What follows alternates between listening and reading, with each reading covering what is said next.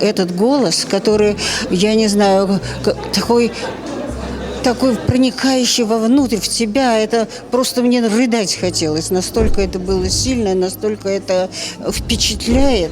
Оно у меня, я сейчас буду идти и буду этим жить ночь, завтра, послезавтра. Настолько сильно.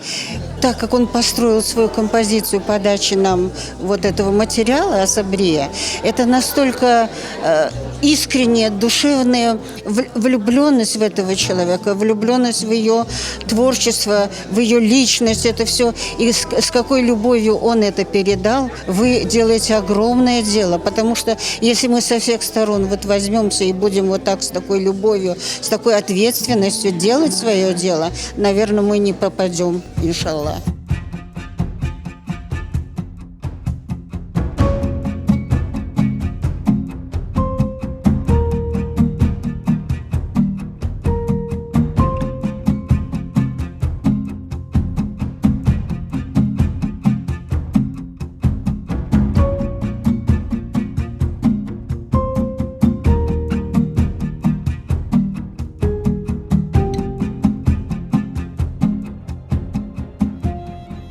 Сабрия Реджепова, я думаю, для каждого крымского татарина это не просто имя, а для моей семьи это еще и большое имя, потому что она была знакома с бабушкой, не раз была в Самарканде у нас в гостях, и все мое детство прошло под ее песни.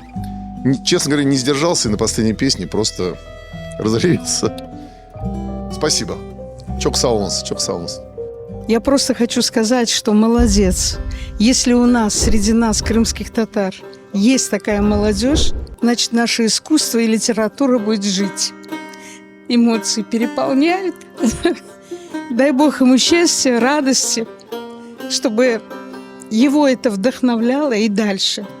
Очень понравилось выступление, как Рифат рассказывал, паузы выдерживал, это, то есть на эмоции прям очень сильно это дает. В потоке сегодняшних событий это мероприятие просто как глоток воздуха. Просто интеллигентнейший, умный, образованный мальчишка. Огромное спасибо его родителям за такое воспитание. Я, может быть, немножко волнуюсь, потому что, меня это очень тронуло. Yüreklerimiz bir suratda urdu.